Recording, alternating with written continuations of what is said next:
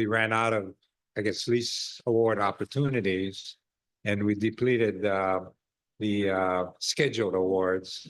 That's where we decided to go beyond that. Because you could see in the faces of our beneficiaries that did not get an award, continued frustration and anger,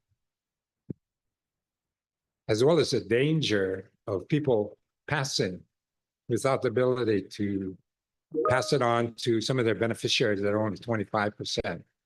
That's been the case far, far too long for this program.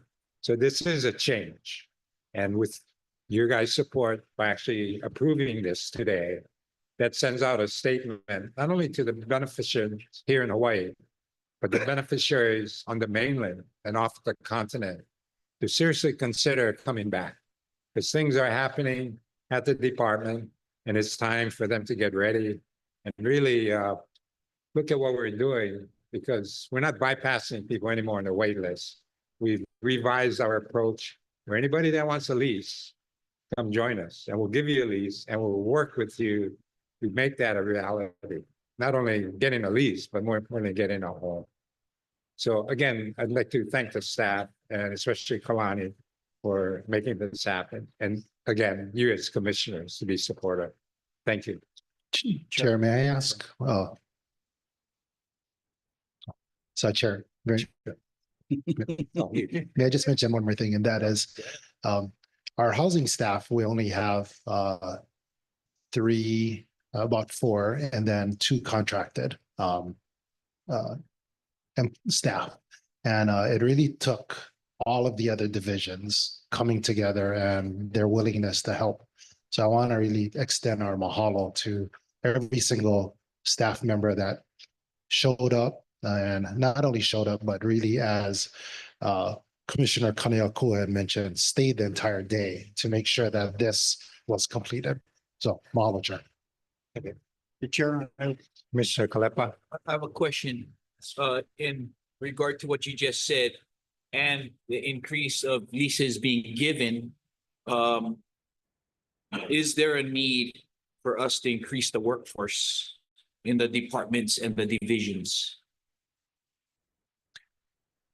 Yes, there is. And as we enter into new leases, there's also the back end. And so where HSD now really needs that type of workforce to support all of the administrative process of these. We're grateful for the staff that we have right now, but yes, there is a need across the board. Thank you. Yeah, we're actually at the legislature right now, and I'd have to report that it's been a positive response. We were asking for not only the continuation of 19 approved positions, but also funding. It's been over 5 years that these positions have been filled since their creation. But the problem has been there was no money behind it. So it appears that the legislature has heard us. It's also, I guess, observed us really moving the program forward and recognize the need for additional staff. So it looks like they are going to fund those new, not new, but authorized position, which, the 19 positions are really, really needed. We are, just so you know, we are implementing our Salesforce program. We did it at the last awards. It did help expedite the process. And so that's something that, especially if the district office or the different district offices are watching this event today, they need to start to use that, because it's a tool that will really help to expedite the process. But yeah, we do need more staff. We are getting more funding. And so it's a promising thing, but it is also a collective effort. We can have staff, but there's more to it. We have the developers that have to process. We have the beneficiaries that have to step up and actually get their loans, or go through the workshop if they're going to do a LIHTC with option to purchase. They're going to be participating in the Habitat for Humanity or Owner Builder. There's all these activities that are now being generated that everybody has to be a part of in order to make this process successful. So yeah, it's ongoing. We're trying to get it down, and I think this last awards we're starting to improve it. So I do thank the commissioners that have participated in the process, because people appreciate to see our commissioners there and actually congratulating them. So those of you that have not been, even if it's not your particular island or whatever, please join us, because it is a very moving experience, and I think you would appreciate it. Okay, any other questions? Sure. Commissioner Nevis. So I just have some questions on, so these are basically undivided interest leases, is that correct? That's correct. And does that take people off the wait list? Yes, it does. So, my question is for this undivided interest, is that in perpetuity, that lease itself, 99 years. 99 years? So what happens to the people that don't get a lease? Because we went over the allotment. What happens to those specific undivided interest leases? Because that's going to be a concern of people that don't get it. What happens to that? Do they hold on to that for something for the future? So the beauty of this is that once you get the Pala Pala, you can actually pass it on to your 25% successor. Yeah. Before that, all you can pass it on is to 50%. And so if your child is 25% and you pass away, your family just lost the opportunity to have this access Correct. to receiving any type of Hawaiian Homelands Award. Yes, This secures that opportunity for them to have that. So they can pass it on right away. yes, I understand that, and I support that. Yeah. My question is that once we fill up this project, this TMK, and we have people left over that have this undivided interest lease, I'm giving away nothing. Is it, what do I use that for? Is that in perpetuity? Does that mean I can use that somewhere else on the island that something comes up? So we have a similar situation, and that is in Kanahili, where we have some extra, we had additional, so we had oversubscribed. And we gave them the opportunity to utilize that in Kaulua Kahai. We only have 2, maybe 3 vacant lots left in Kanahili, and the 150, 200 are waiting for that 3. Right. So they- So that's my question, Yeah. is that if this area fills up, and say we decided to go over the list, so I'm one of those, I don't know how far you went over the list, but one of those people went over the list. I have this piece of paper. Mhm. Can I use it for another location? Is there any priority, or is it back to the original wait list line? So we'll come back to the commission to be able to present what that next step could be, because we have a lot of projects that are occurring in these areas. So what happens is actually they would have to participate as a regular applicant if once they move off of that particular project, because it goes back to the application date. But, okay, so it's not like you can jump. if the they list. don't get on this project. Yeah. Then what happens to that undivided interest lease? So you're correct on what you're alluding to, and that is you do go back to that application date, because it's in all fairness, and correct me if I'm wrong, Deputy Attorney General, on this, and that is we really need to take a look at the list of applicants. Correct. And be true to that application date. So are you saying that if I don't get a home, Mhm. I'm on this overrun list, I might call it. Mhm.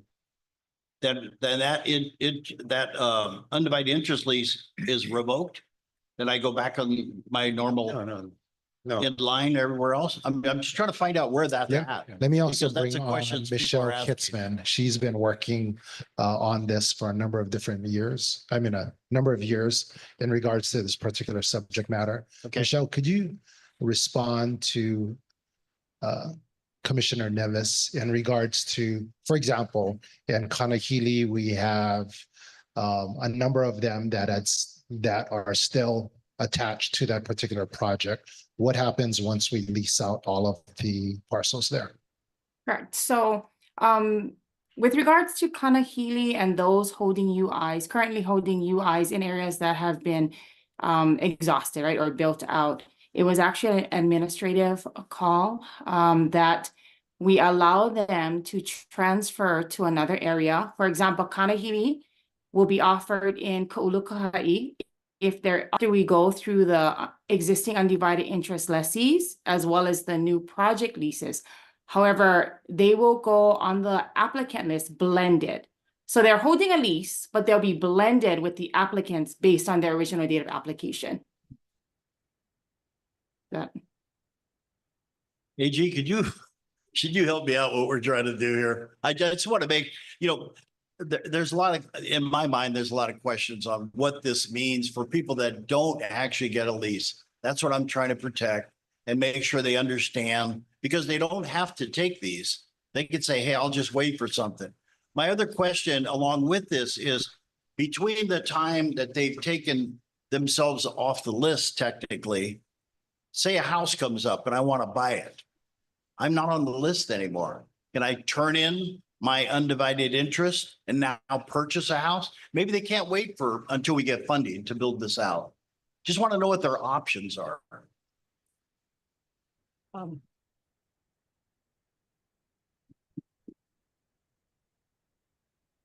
So to the first question, I believe the process will be if, for example, the lots in Kauluokaha'i are exhausted and there are still people with project leases to Kauluokaha'i, I believe they will merge into the next project. Okay. Okay, so they won't fall ahead of those who have a project lease for the next project. They will merge together according to application date.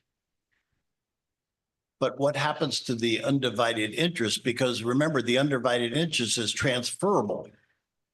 Yes, so they can still transfer that undivided interest lease. Okay, so when they now go back to the list, they still have this undivided interest that they can continue to transfer.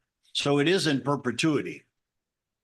For 99 years. Yeah. It's a 99-year lease. That undivided interest. That's what I was trying to get clear. So Yeah. if people fall out on this, they still have a piece of paper that I can transfer. Yes, Okay, all right. and they merge with the next project. Okay, very good. Thank you. Thanks, Chair. Chair, if I could also answer Commissioner Nevis's second question, and that was, you can actually rescind your lease if you found a place that you wanted to like purchase and someone was selling it, and it was a homestead lease or homestead home with the lease that they wanted to sell. So Very you good. could rescind it. Just want to make sure our people understand there's options. Yes, Because some people might say, hey, I don't want a paper lease because, it's not going to happen. But I mean, there's a house down the street. My cousin wants to sell, or somebody I know wants to sell, and I can buy that. So I could give up my undivided and buy that because they may be more immediate. It's just options people need to understand. Yeah. we've been working with iCrow to kind of look at different FAQs as well as different videos that would Yeah. actually kind of share, hey, this is an example of what That'd you be good for people that are signing up for this. So, the advantage, yes, is the transfer, but there are other advantages and other things you could do if something comes up, you want to change your mind. Okay. Yeah, Thank and it's not a rescission. It's just really an amendment. Yeah. Where you attach maybe the new homestead that you want to acquire. We just amend that existing project lease into a specific lease with a specific parcel. Okay. Okay. Thank you. Let me also add that one of the reasons why we did that and was not only to avoid the problem where somebody dies and originally was on the application wait list. And as Kalani had rightfully indicated, that individual, the heir has to be at least 50% Hawaiian. Now with the lease, an actual homestead lease, they can reduce it all the way to a 25%. And the reason why I was okay with doing this approach and basically oversubscribing the number of issued leases is that we have so many more projects that are on our plate that are moving forward. For example, on the Oahu, we have two adjacent parcels in Kaulukahai. One is parcel 2A, as well as the LDA parcel adjacent to the Parkway. Those are going to start moving forward, whereby we will have additional single family, as well as multi-units, as well as townhouses to, again, provide other options. so that individuals that have been oversubscribed with a Molokai project lease can avail themselves of these other choices. We also are moving forward with the Maili project. We've downsized it, but that's also moving forward. We also have the Hawaii Kai project. Shortly, we'll have the Kalaheo project. We'll also have the, what do you call it, Eva Beach projects next to the golf course. And we're also looking at acquiring additional lands on Oahu. So there's a lot of, good things going on. And I also might want to add that even in Waimanalo, we're acquiring more lands from DLNR that will maybe combine a situation where a person on the ag wait list along with the residential get maybe a 2-acre subsistence ag lot where they can not only, and they have the option of building a house on that subsistence ag lot and thereby eliminate both their situation in the ag as well as the residential. So a lot of things are happening, but the more important thing is we're trying to eliminate that wrong that is created by people dying on the wait list. And so that I think, and I'm not afraid that, and I think those, even if we have oversubscribed as to that project, there are other projects that are going to be happening. Yeah. Okay.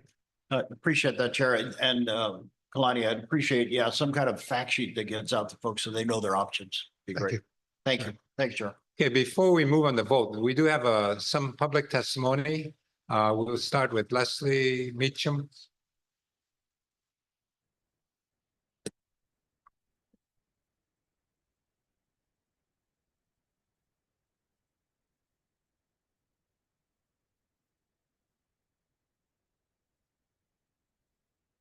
Okay, next person, Kainoa McDonald. It's a koala. A story to go a koala. What was that green? Yeah. Okay, that's good to know. Here's the junkie. That's not Okay, next testifier, Kainoa McDonald. You have 3 minutes. Okay. Aloha, everybody. Aloha. Can you hear me? Yes, we can. Okay, alrighty. Here, or let me start my video. So mahalo nui, Hawaiian Homes Commission. Good news on E1. Just wanted to talk about 2 points. I know Commissioner Neves brought up the 2 points. Number 1 is the leaseholder rights. So once the lease is issued, do the leaseholders essentially retain that in perpetuity? Is there any possibility that these leaseholds can get revoked? Number 2, documentation and conditions. Will there be formal documentation to clarify what outlines the conditions of this leasehold? There have been several leaseholders listed on this packet that did not even know that they were on this list. And so especially in the process of getting their successorship, what are those steps that they would take to ensure that their successorship is properly in place? And then I also like to just raise a little bit of concern with the communication and transparency with the processes within the department. I know for Maui beneficiaries have experienced some of those challenges by which beneficiaries did not understand what a clear process was, where they need to go to receive the information. And so I think just a request on that behalf, on those 2 conditions, one with leaseholder rights and the other with documentation and condition. And last, wanted to see, is there a dedicated web page where beneficiaries can track any of these updates related to projects like Ku'ulu'okahai? Where's Juan? Is Juan around? Juan.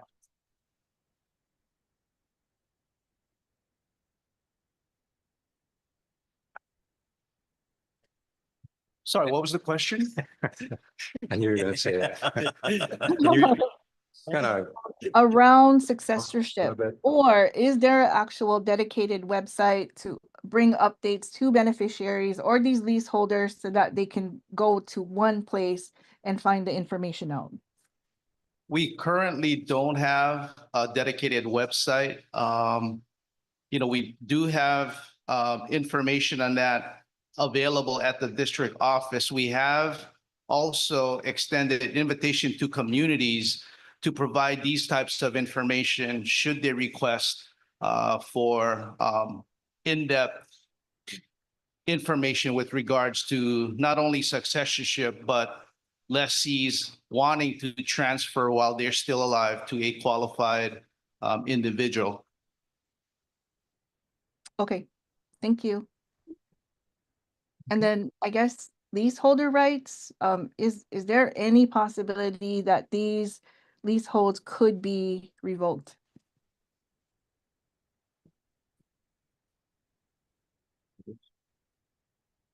If you take a look at the lease agreement itself, it doesn't have that type of. We would have to take a look at it. I don't believe there's anything on there that would cause any material breach to require commission or department to pursue a revoking of this agreement. One of the reasons why we do issue this out once again is to be able to provide the beneficiary and the legacy of their successors an opportunity of access to acquire and participate in our program. So the main purpose of why we are doing this, and we're also, you'll hear it in our presentation on E4 of the reasons why we're issuing project leases. It's really for us to prepare with our developers. So I had mentioned our new direction really is how do we work with everyone that's on the wait list versus bypassing them because they can't qualify. So it's a new process. It's a new direction, a new vision. And so we're slowly moving into that, starting with Molokai, and then eventually moving on to some of our other projects as we have another list like this that's going to be coming up next month in regards to our West Hawaii project leases. Yeah, I think the real response goes to not whether a project lease can be revoked, but whether a project lease will go to the next step, which is an award of a parcel. There are 4 different categories that have been mentioned that kind of place the onus or the responsibility on the recipient of this project lease. And they are required to, go through the process. For example, on the turnkey, if you are qualified to do a turnkey, you got to go get a loan. You got to qualify for a loan. You got to go submit your documents, your tax returns and all of that. And let's say you don't do that and there's a deadline, then you don't get a parcel. Your lease is not revoked, but you don't get the benefit of receiving the actual parcel because you didn't perform your part of the process. Similarly with the LIHTC, or low income housing tax credit with option to purchase, there's a requirement that you participate in a workshop that explains the requirements, the burdens that are placed upon you, such as you have to do, you have to pay the rent or the whatever amount is dictated under the purchase, not the purchase, but the rental agreement or financing agreement, really, as well as you're restricted on who can live in your unit, as well as the annual certification, as well as the annual inspections. You got to do that. You got to go to the workshop. So let's say you don't go to the workshop. So you're not really informed of what that particular option you're looking at that you qualified. So you don't get to participate because you did not fulfill your side. Similarly with Habitat, you got to be qualified. There's certain income restrictions, certain requirements that you put in some sweat equity on some of the other units that are being built under the program. If you don't do that, then you don't qualify. Your project lease is not revoked, but you don't get to participate in the program. Similarly with the owner builder, you gotta go get a contractor, you gotta, qualify for a mortgage, you gotta do all these things. It's all these requirements that we don't want to have a situation which historically been, we award lots and we just say good luck, but there's no support. We are there along with our different consultants to provide that support and guidance. But again, you have to, as a recipient of this project lease, perform certain things. And if you don't get a homestead parcel or a house. That's not the intent, but there's these requirements. So there's no rescission or revocation of the project lease. Okay. Okay. Any other questions or comments? Sure. Just, Sure. just Commissioner one last, Nevis. sorry. I'm sorry, Commissioner Nevis. Yeah, so I guess my question is if when the undivided interest leases are given out, that's sort of like a regular lease without land. Right. So in that lease, it Parcel. should say what would revoke your lease, not revoke Not your lease, revoke. but lease violations. But it's not really a lease violation. You don't get to the next step. Well, that's what I'm saying is. You don't have the loan to buy the house, then you don't get Yeah, to choose. no, I the understand that, but parcel. I'm saying the undivided lease piece of paper itself should have conditions. Yeah, it And should. that's what I'm looking for. Right. And I think that's where we're looking for some clarity. Sure. Does that provide all the conditions I need to comply? If I don't comply, then Right. we could cancel, then you go to the contested case and the whole thing, but just want to make sure that legally, I think that's what maybe they're looking for. Nobody's seen that piece of paper yet, Right. so they haven't looked at it. I think part of the problem is, and again, this is a process whereby initially we give out the project leases. Then we hire, various third parties to do a financial assessment. In this case, typically Hawaii Community Assets. Yeah. They'll meet with the homesteaders. They'll ask, what's your income? What do you want? Blah, blah, blah. And then they'll figure out which category to put this individual in. And then they'll be advised, okay, you qualify for a habitat because you're willing to put in sweat equity. So you got to go to this program, which is on X date, and participate. And then, they participate. Now, if they don't show up and they don't, do the requirements, then it's unfortunate. It's not on us, it's on them. Yeah, understood. Thank you. Okay, let's see. Any other questions or comments? If not, all those in favor say aye. Aye. Those opposed, motion carried. Okay, next item, E2, approval of lease awards for Paniolo Mike Kai subdivision phase 2, as well as residential vacant lots on the whole of Kauai. Thank you once again, Kalani Fronda, acting administrator. For the record, I'm gonna also ask Michelle Hitzman, housing project branch manager, to present item E2.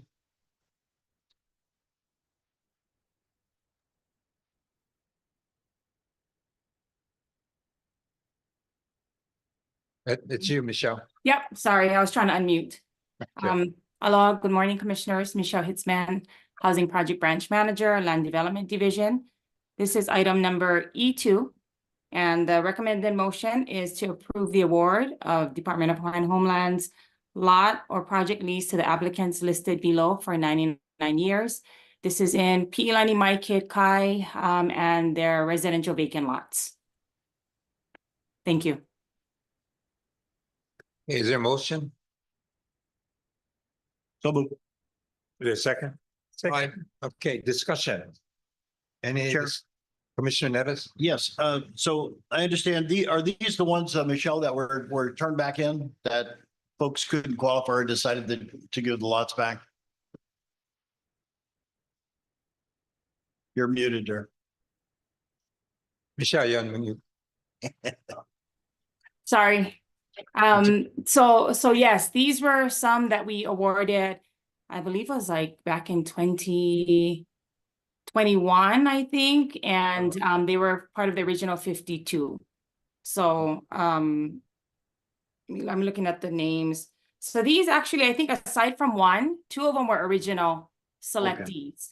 Yeah, Okay. and one was kind of a reoffer. Okay, so this is not from the unit 3 that we had No. quite a few people turn back. Are we getting those out? Those ones that were unit 3? So those are the 12 that we're Yeah. looking to reoffer. I believe land development is looking at some other options to provide those applicants. Okay, very good. Thank you. Thank you, Thank Chair. Okay, any other question? Okay, all those in favor say aye. Aye. Those opposed, motion carried. Okay, E3, approval right of entry permit between Manera, the lessee, Naiva Agricultural Subdivision, and Goodfellow Brothers. Kalani? Aloha once again, Kalani Fronda. For the record, I'm gonna, along with me as project manager, Robert Ng, and he will be presenting item E3. E3, yes. Good Go morning, ahead, Rob. Chairman. Good morning, Commissioners. Robert Ng, Project Manager, Land Development Division. Kalani, is there going to be a slide open for me? No, it's Okay, so just, this is just audio then, right? yes. Okay, thank you. Yeah, so again, this is an after the fact right of entry permit executed between our contractor, Goodfellow Brothers, LLC, and lessee, Deldrine Manera on lot 22 of the Naiva Agricultural Lot Subdivision. We had issued a limited notice to proceed to Goodfellow to start purchasing construction material, and those materials came in pretty quickly. And they had decided that Mrs. Manera's lot 22 was the most ideal lot to have a construction laydown area. So they went ahead and executed a right of entry and then just copied me and just sprung it on me at the last minute. So plus the after the fact approval from the commission that's necessary just to make things pono administratively. In exchange for the lay down, Goodfellow will be doing clearing and grubbing and rough grading and improving driveway entrance by laying down gravel and widening it for the lessee, as well as trenching and backfilling a potable water line near the west end of the lot. But there is no monetary consideration as far as I'm concerned or am aware of. That's not in their right of entry permit. So, and I believe this goes till February of 2027, the right of entry permit term. Any other questions? If not, Chair will entertain a motion. So move. Second. All those in favor say aye. Aye. Those opposed, motion carried. Thank you, Robert. Thank you, Commissioners. Thank you, Chair. Thank you, Chair. Thank you, Commissioners. Thank you, Kalani. Next item, F1, approval of issue of new license to the County of Hawaii Department of Parks and Recreations for the Paniolo Park in Paniolo, Hawaii. Kahana? Hello, Commissioners. Kahana Albino, Income Properties Manager, presenting on behalf of Linda Chin, Acting Administrator for Land Management Division. Item number F1.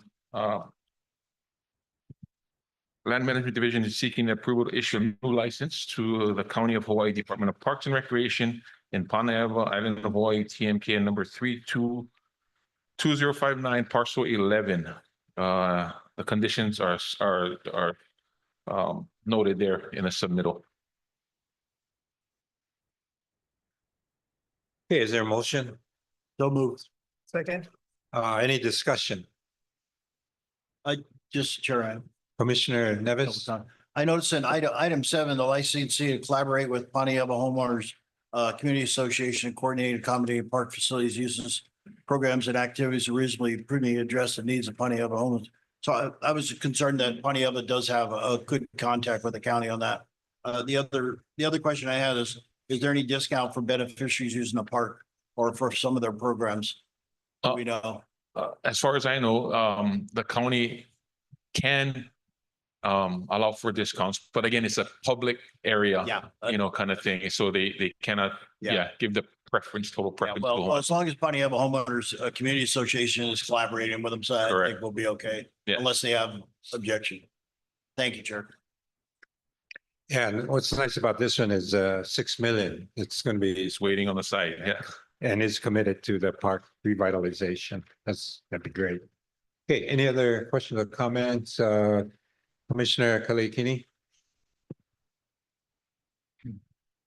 Thank you, Chair. No, I just wanted to ask Kahana, are you aware that the Parks and Rec did collaborate with PHHLCA?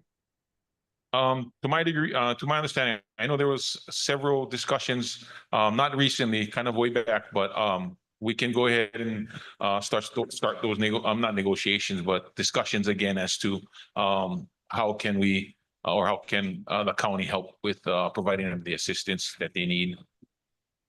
Okay, so this would be a follow-up then, yeah, to this RE. Correct. All right, let's make sure we do that. Yes. Okay. No other Thank you. questions? All those in favor say aye. Aye. Those opposed, motion carried. Item number F2. Again, LMD seeking the approval to issue a new license to the County of Hawaii Department of Parks and Recreation for the Hualani Park, Kawananako Gym. That's right next to our office complex in East Hawaii. TMK number 21023, parcel number 120, and the conditions are listed on the submittal. Is there a motion? So moved. Second. Okay, discussion, Chair. Commissioner Nevis? So, Kahana, on page 3, top paragraph. Yep. I noticed it says this agreement expired in August 3 of 2017. Correct. Were we collecting rent since 2017? This one, I don't think we had a rent. Did we have a rent? Hang on.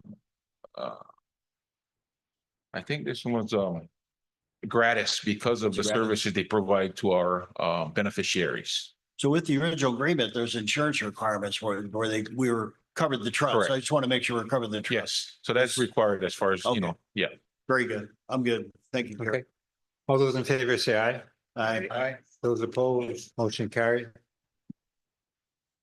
You, item number F3, LMD seeking the approval to the new license agreement to the United States of America Department of Transportation, FAA, on the island of Hawaii in Keaukaha. Covering parcel number 32013, parcel number 1, portion of parcel number 1, and the conditions is listed there on the submittal.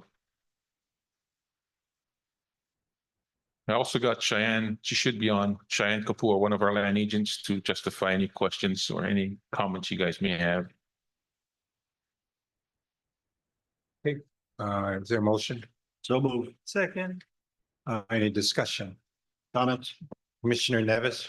So Kahana, this is for the airport's VOR access. Correct. Is this this is just an easement, so they're not locking off that roadway, correct? Correct. Okay. It's just an easement to their site right next to the airport, yeah. Because we're working on that navigation agreement. I want to make sure this doesn't conflict with Right. it. But it's interesting on the first page. Number 4, it says the licensee shall pay to the extent federally appropriated funds are available. I like that. What if we don't get federally funds? Number 3, under the conditions? No, or down the 4? bottom, Or number 4? on number 4, Oh, okay. you said, so if it says that if federal funds are available, that we haven't had a problem in the past, have we? No, we have not. Okay, very good. Thank you, Chair. Okay, all those in favor say aye. Aye. Aye. Oh, Oh, should be. I don't see anybody.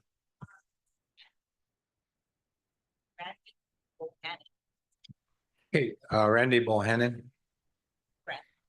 Brand. He's with the Sorry. FAA, I believe. Yeah, I'm with FAA Real Estate. Yes, I was just going to jump in and say that we actually do have to have that language in, oh, sorry, not started my video. Am I on yet? No, there I am. Okay. Yeah, we do have to have that in every single one of our agreements. Yes, just in case we don't get funded, but you know, we have always been funded, and it keeps us from by law, we can't agree to something that we don't have an appropriation for. So anyway, it's in everything. It's not just you. Thank you. So you haven't got your email yet? Emails in a row. Okay, hopefully you don't get one. Okay, any other questions? If not, all those in favor say aye. Aye. All those opposed, motion carried. Thank you, Brandy. Thank you. Item number F4, approval to issue license agreement to United States Department of Transportation, FAA. This site is in Waimanalo on the mountain, parcel number 41014. Parcels 15 and 16, portion of 16. The item is listed there.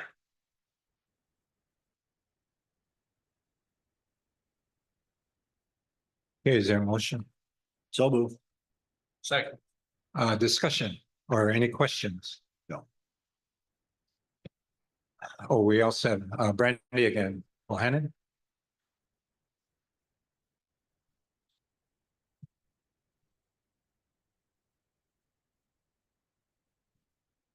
Brandy, do you want to say anything?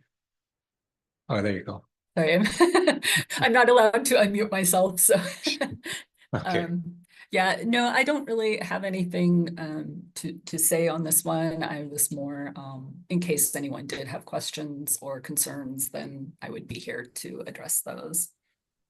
Okay, thank you very much. I have a question.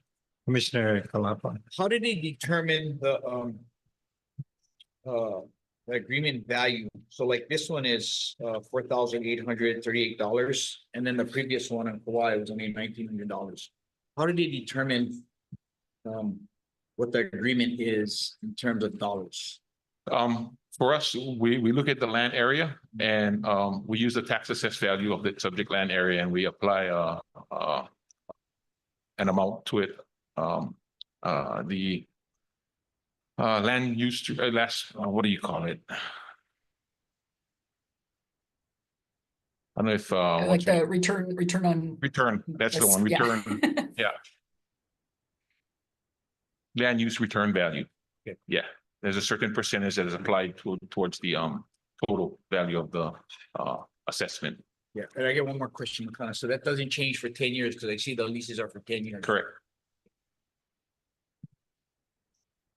Okay, any other questions? If not, all those in favor say aye. Aye. Those opposed? Motion carried. Next item, Was that item there for you? F5. F5. Item number F5 is approval issuance of a new license agreement to the Hawaii Electric Light Company, HELCO, in Kauai High. Tax map key number 62001, portion of number 12. And the conditions are listed in the submittal there. We also have our land agent, Ashley Tabono, if there's any questions for the commission. Is there a motion? So move. Second. Any questions or Have a comments? question, comment? Commissioner Nevis? Con, again, on page 2, bottom paragraph, this contract, was, ran till 1999, but it looks like it was just initial, $2,000 payment for the first contract. But since 1999, we didn't get any other funds.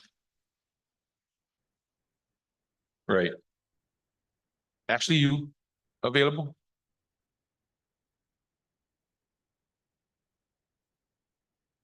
She got that email. I'm here.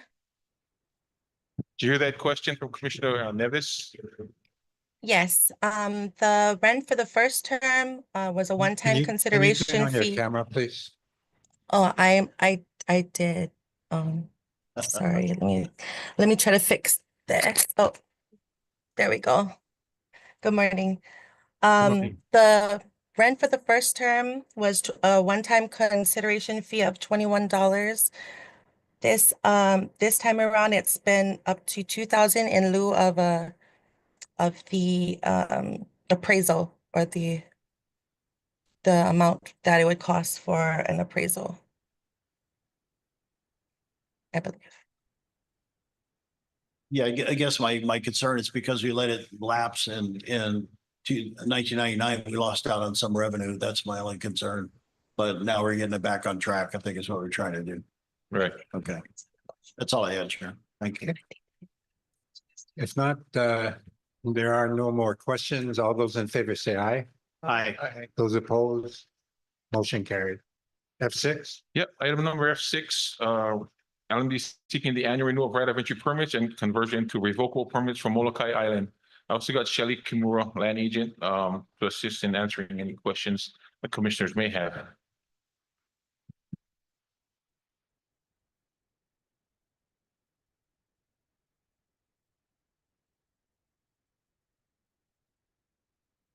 Hi, good morning. So I'd like to reference Exhibit A. We have a total of 6 right of entries for renewal and conversion. So 2 are noted as delinquent. So the 2 that are noted as delinquent, the Humane Society, they submitted their certificate of insurance this morning. And I know that the Ahapua'o Molokai, they're currently working with their insurance provider to provide that document as well. So that's still outstanding at this time. That's $240. Yes, that is the rent. They're both current on rent. So one, we're just lacking the COI. And I understand there were some questions regarding the DCCA. So the Ahapua'o Molokai, I just checked, they're current. And I spoke with Hoala Davis, the executive director of the Humane Society, and they're currently working on bringing that up to date. Just to make note real quick, 5 of these 6 right of entry holders are beneficiaries. Just one of them is not, which is the Humane Society. Very good. is there a motion? So moved. Second. Any other questions or discussions? If not, I just have a, Commissioner Nevis, I was gonna bring up the DCCA, but it looks like we've taken care of the insurance. If we can get them to get that resolved as soon as possible. I want to put your trust in trouble. But other than that, I have no other comments. Thank you, Chair. one to by Cora Schnackenberg. Aloha, mahalo for the opportunity, Chair and Commissioner. My question is to Shelley. Aloha, Shelley. I have people contacting me, asking me about the Ahapua'o of Molokai, just AOM. Is this a community facility that is available for the community? If not, what is it? They're asking me, what is that building about? So I'm actually calling to get that information from you. I mean, yeah, asking. Okay. So go ahead. Thank you. Thank you for that question, Cora. So I did touch bases with their president, and right now it's being used as office space for the Ahapua'o Molokai organization.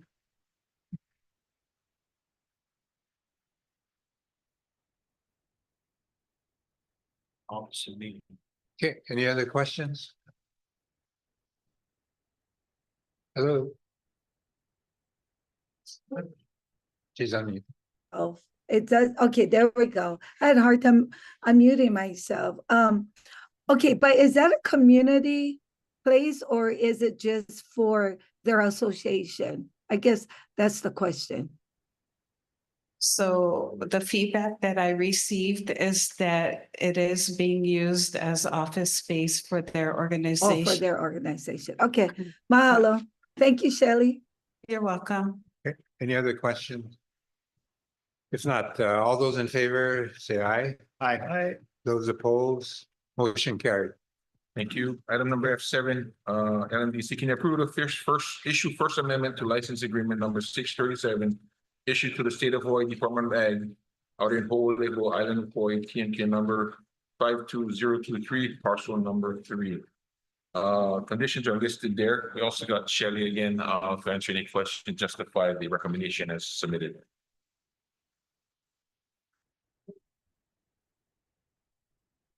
Their motion? So move. Second. Okay, discussion.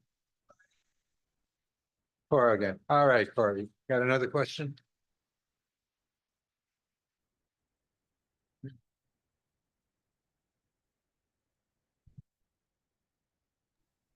Okay, I think it allows me to unmute now. I actually would like to hear their presentation first, Chair. Sure. Thank you. No, okay, you're welcome. I guess the record. So again, the recommended motion Oh, that the Hawaiian Homes Commission authorize the issuance of First Amendment to License Agreement number 637 issued to State of Hawaii Department of Ag to extend the term for an additional 20-year period for continued use of the premises for the Molokai Irrigation System Field Office located on Hawaiian Homelands TMK number 52023, parcel number 3 out here in Ho'olehua, Molokai. The conditions are stated below. okay. Any question? Thank you. No questions. Thank you. Okay, Thank you. okay, Commissioner Lesueur? No? Okay, if not, all those in favor say aye. Aye. Those opposed, motion carried. Thank you, Commissioner. Last one. LMD seeking the approval to amending the 1-year right of entry permit issuance to Kalani Kaniho instead of Pu'uhuluhulu Ranch and Farm for pastoral use and assisting DHL in securing premises against trespass and with the management of remaining livestock. Lands covering DHL Aina Mauna lands on Hawaii Island, TMK number 38001, parcel number 7, and 2618, parcel number 2, portion of parcel number 2. Again, this submittal was approved back in January. Unfortunately, that group was not in good standing, but one of the participants in that group had stepped up and said, you can put it under my name. So, and we also have Kuli Kamara, who's been shepherding this project online, if you have any questions. Kuli? Aloha, Chair and Commissioners. Thanks so much for your time. Kuli Kamara, land agent on Hawaii Island. Yeah, so there's Pu'uhuluhulu Ranch and Farm, who was a DBA of Richard Kaniho, and Kalani Kaniho is the person who's on the ground the most and who's going to be up there the most. And they the Kaniho Ana asked if we can put the ROE in Kalani Kaniho's name. So we're just going through the process of coming back and making sure that having a ROE to Kalani Kaniho so is approved by the commission. So I can answer any questions so that you might have. Okay. Is there a motion?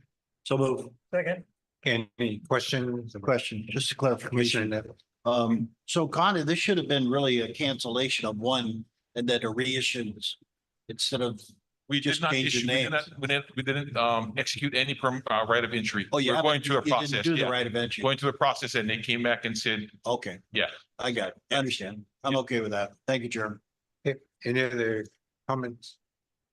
Oh. Oh, okay, Commissioner Freitas?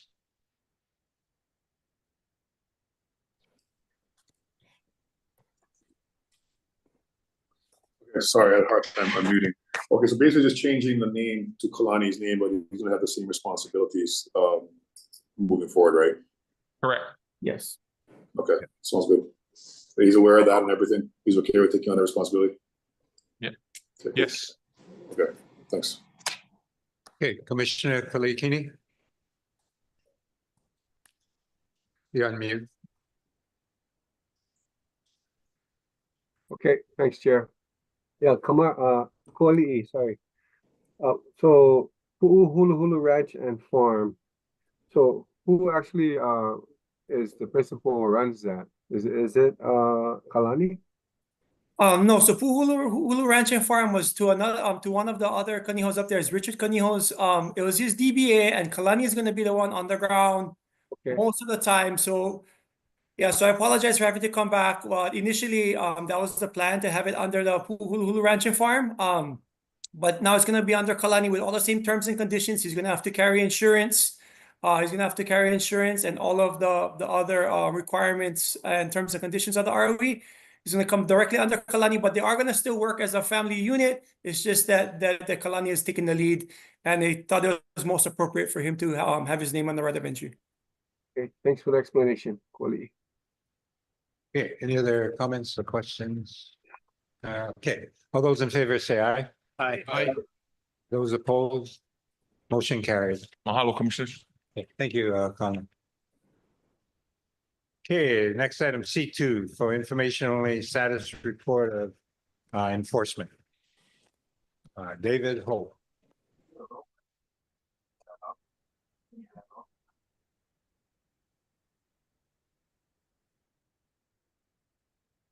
Morning, Chair and Commissioners. David Hoke, Administrator for the Enforcement Unit. Just the monthly update since our last commission meeting. The dates span from March 10th through April 14th. During this time frame, we got 17 requests for investigations. We submitted a total of 37 reports, bringing the total number of requests for the calendar year to 37 and total number of reports submitted for the calendar year to 66.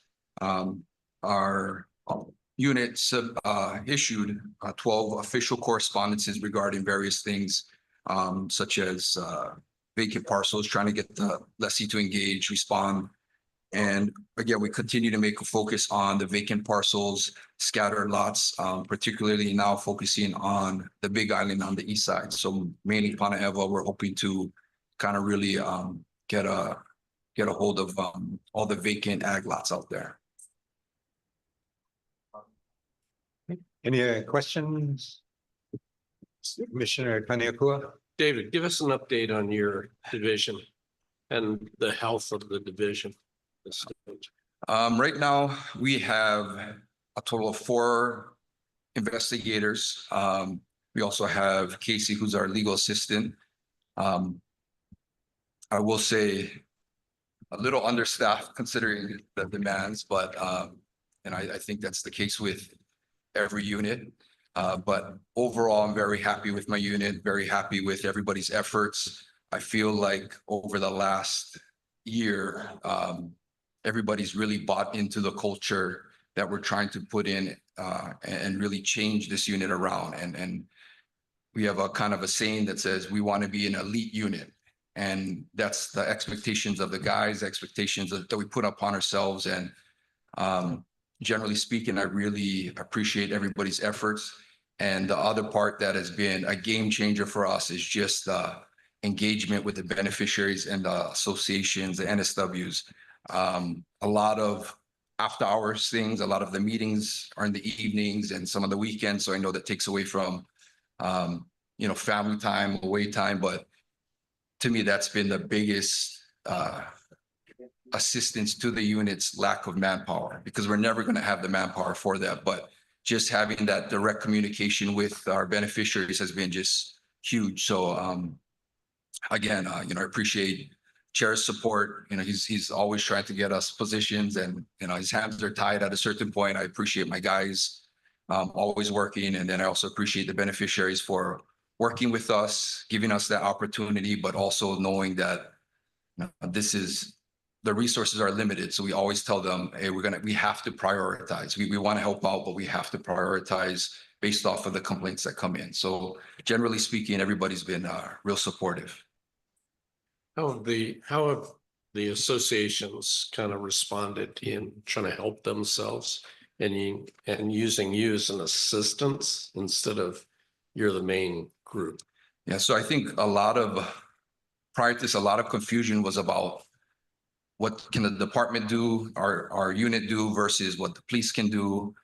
Sometimes when there's an association involved, DCCRs, all the rules and who's responsible for what gets a little bit confusing. So really meeting with them, kind of instructing them on kind of what areas they're supposed to oversee, what would fall into the police's purview, what fall into the department's purview, and really trying to clarify just the information. I feel like a lot of it was gray. So they were trying their best, but they just really didn't know. They needed help. So we understood that, and we believe that by clarifying things, making ourselves accessible, being responsive, and then also developing in that relationship with the police has been huge. So again, we felt like we had to kind of reestablish ourselves, really show that we can back up our talk. So, we've been really focusing on that. And again, the relationships that we have been able to build have been very effective. So, baby steps, but it is adding up. We can feel the progress over the last year. Well done. Thank you. All right, thank you. Okay, thanks, Dave. Oh, Dave, hang on. Commissioner Pilakini or Commissioner Freitas, which one? Right there. Okay. Chair, thank you. Yeah, David, so yeah, I wanted to say, thanks for the update on the enforcement unit. How you guys doing? I want to say, wanted to just appreciate what you and the team of 4 has been doing. I noticed you've been very responsive here, East Hawaii, and I know that our beneficiaries really appreciate that. And the fact that you guys go out to like the neighborhood watch meetings and stuff, that goes a long way. And just want to say you guys are doing a great job and looking forward to getting more folks to help out in the cause. Thank you, David, and the team. Thank you. Okay, any other comments? Okay, thanks, Dave. Okay, let's see. Agenda item D1, HST status report.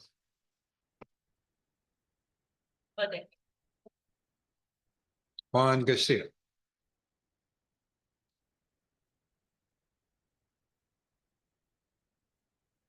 Good morning, Commissioners. You have before you the various reports from Homestead Services Division with respect to applications, lessee servicing, as well as loan services branch.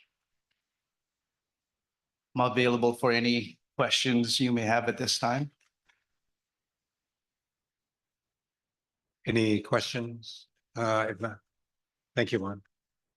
Thank you, Commissioners. E4, Land Development Division project updates for the island of Molokai and award schedule. Kalani?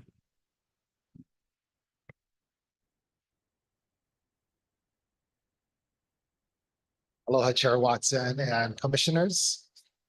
Model for the opportunity to share updates that's happening on the Land Development Division, both on the island of Molokai, as well as sharing with you at the end a schedule of our awards that we'll be working on and what we've worked on in fiscal year or in calendar year 2025. Michael, with that, do you see Robert, Lokahi, and Kihao on the line right now?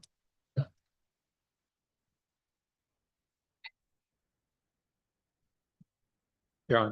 If you could ask them to jump in as well.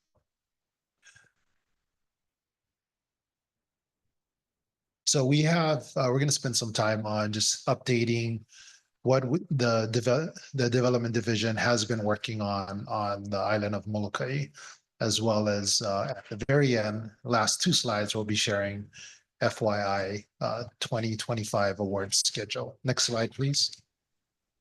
With that, I'm going to ask Lokahi Pau'ole, project manager with the division, to share current status as well as next steps in regards to Kalani'anaole Hall.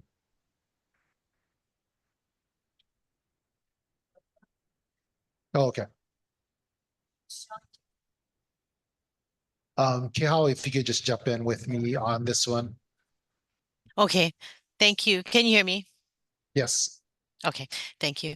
Yes, so the current status is the hall is in disrepair, and we're in consultation with SHPD regarding the future. We're committed to stabilizing and preserving the hall for its historic and cultural significance, and we will be partnering with University of Hawaii, and we will be doing beneficiary consultation coming up in the future. if you could go back to that, I just want to add a quick one. And partnership with the Community Design Center is really key for us because it allows for us to work with the Haumana out of University of Hawaii and assisting us with the planning and design for this new hall, making sure that it's in alignment with the preservation of the historic site as well as the cultural significance. So very key for us to be able to pass on and work with Haumana in regards to this project. Next slide, please.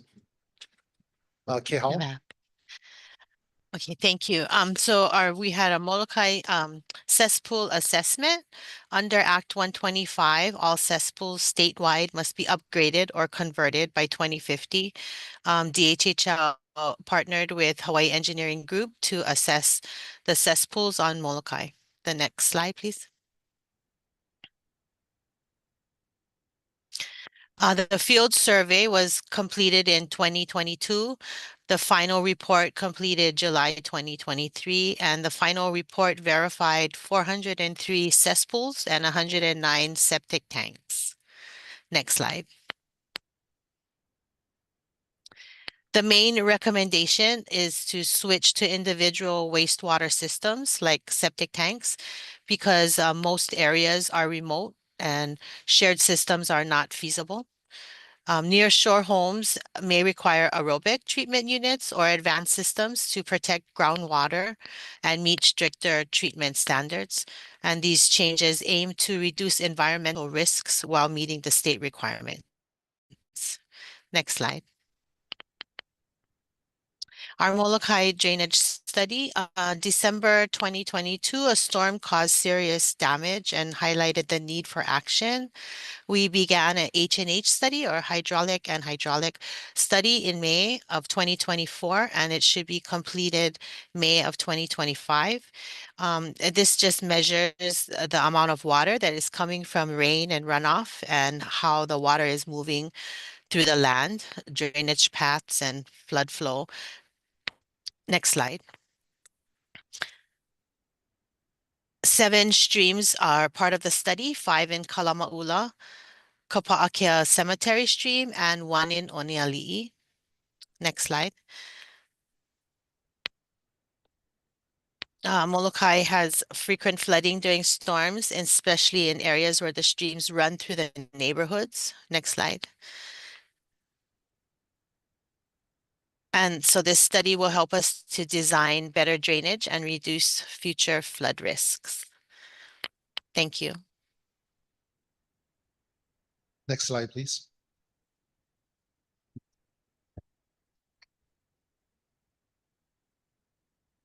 Robert. Robert, our project manager for Molokai, will be sharing the next set of slides.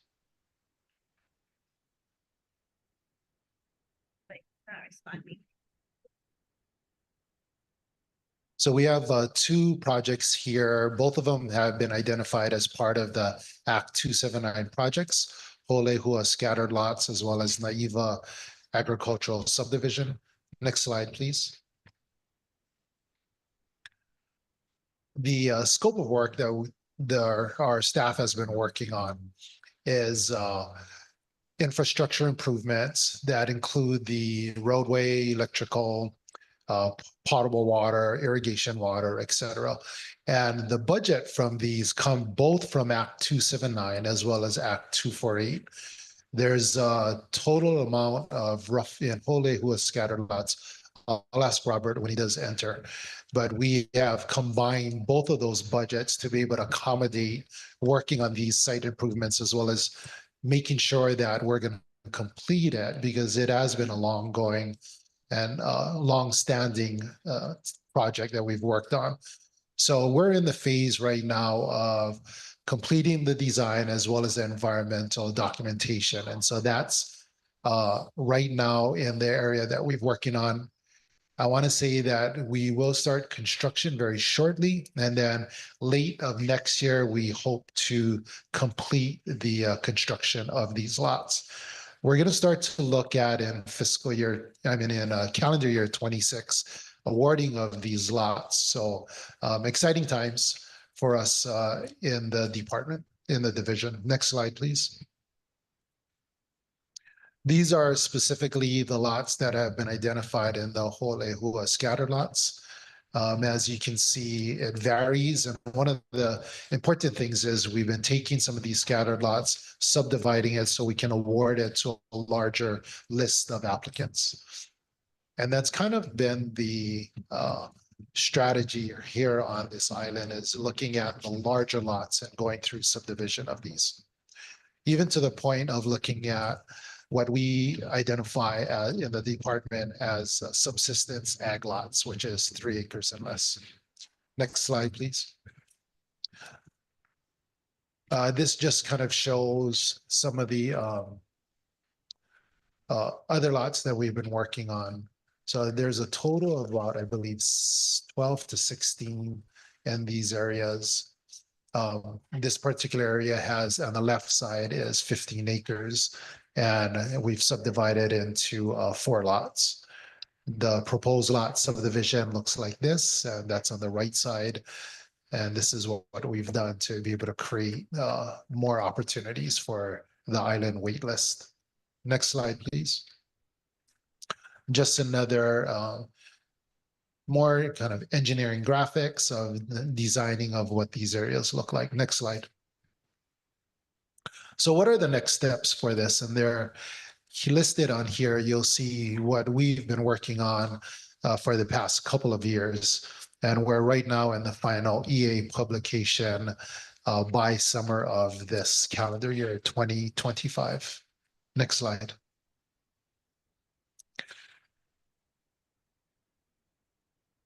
This was to identify the Naiva agricultural subdivision. Next slide, please. So this is also another project that we've been working on for a long time. I want to say the total budget came out to roughly around 26 million. We allocated roughly about 5 to 6 for this particular area, and we got the remainder of it from another appropriation. And so combined with that, we were able to really drive the numbers down. I apologize for that. It actually came out to roughly around 30 million for this project. Next slide. So the planned infrastructure for subdivision, roughly about 66 lots. It lists all of the different improvements that we're working on, similar to what we're working on the scattered lots, with roadways, potable water, irrigation, overhead electrical service, drainage, detention basins, etc. And once again, from these two acts. So we had made sure that we had allotted monies for both of these projects because it was long-standing projects. Listed below is the schedule of what we're working on when we first started it, and being able to acquire more monies and use it towards the construction of this. So we're in construction right now. Our hope is to complete this by mid 2026. Next slide, please. Next steps is we're actually going through, or we did these already. So next slide. Just pictures of the project itself. Next slide.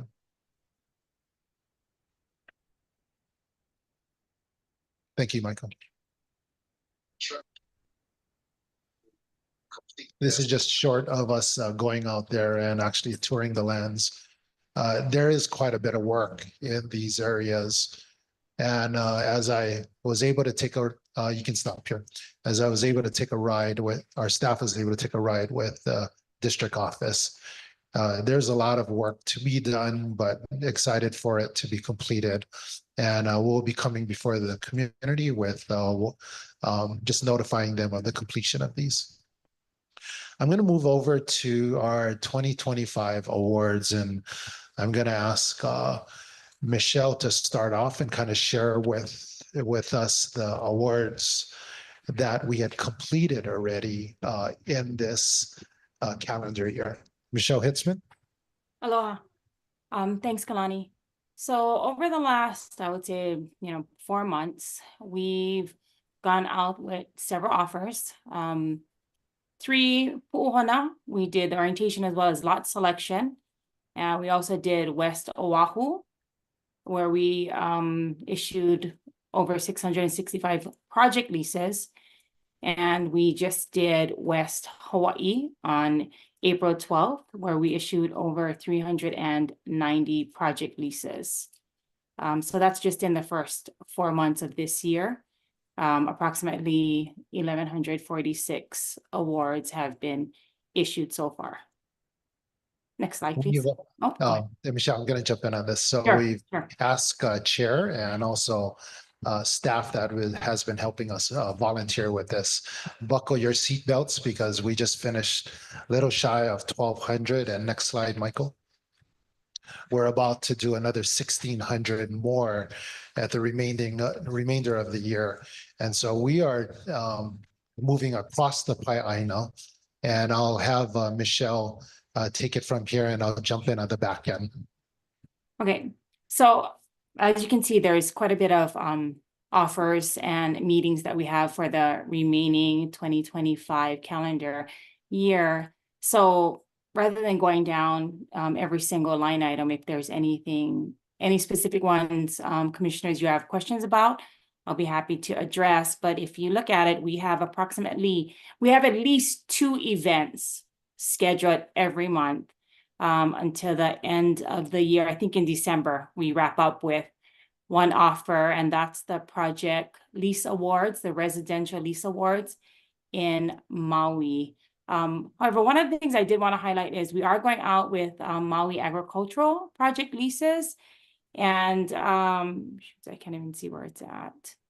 It's September 20th. September 20th is the awards. I believe July 12th is what we're ramping up for the Maui agricultural orientation meeting. And I did want to also share that although we've penciled these dates on the calendar, they may be subject to change based on securing a venue. And if Palani happens to give us more projects that we need to kind of plug in. So thank you. One of the projects that were highlighted on the news just recently is going to take place in August. You'll see orientation for Lanai, and we're doing project leases for the last remaining 75 lots that are there. Right now, we have roughly about 71 on the list, so we would completely be able to address the entire wait list for the island of Lanai. And we're going to be awarding those later in, I believe it's November 1st. And as we've been issuing out project leases, the largest will occur on the island of Maui. So you'll see the remainder of the residential lots being addressed here, and really gives them an opportunity to choose what area of preference they are looking at, desiring and a preference for it. We're also working across the, providing a couple of workshops as it relates to LIHTC or low-income housing tax credit, which is a rent with option to purchase product. And so we have a couple of workshops that are happening. One in West Hawaii, in Kona, that's going to be roughly around May 17th. And then the other is going to be for the Hanapepe, and that workshop is going to be on October, end of October. With that, lots of things going on, very excited for the department, and just really, as you might have heard a story that Chair had mentioned about Lanai, where the department is running. We're moving forward very aggressively, making things and getting things done, also finding opportunities for us to look for partnerships as well as different types of funding so we can be able to move and accelerate the projects that we're working on. With that, I just want to say mahalo. Michelle, did you have? Sorry. Yes. I just wanted to highlight another event that we're having on May 10th.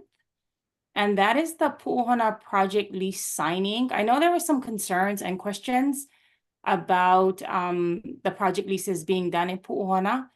But because that project was ready for house construction, right? So we went out with selection first. And then we are now contacting, or we'll be contacting those that selected in phase 1 and phase 2 to come in and do some project lease signings. And so we'll get in touch with them, because again, I know there was some questions and concerns about that particular project. Thank you. With that, we just want to thank you for the opportunity to share a presentation of updates at the Land Development Division.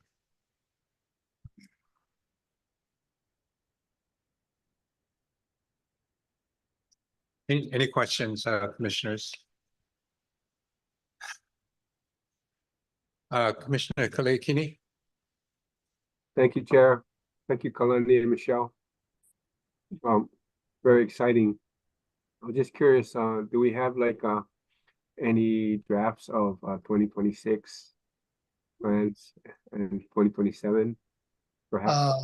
We will be working on it towards probably the end of summer, where we just have to really nail these down. And one of the reasons why is getting our beneficiaries ready, getting the commission ready, but also being able to find appropriate venues to accommodate the type of numbers that we've been inviting to these events. And that's really key for us, so that we can be able to provide some place that's accommodating, so we can be able to share the different projects and really provide the necessary information so they can be informed of what they will be participating in.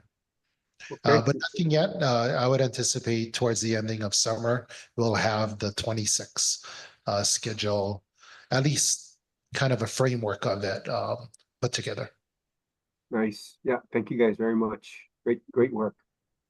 Thank you. The other questions or comments? Okay, thank you, Kalani. Thank you.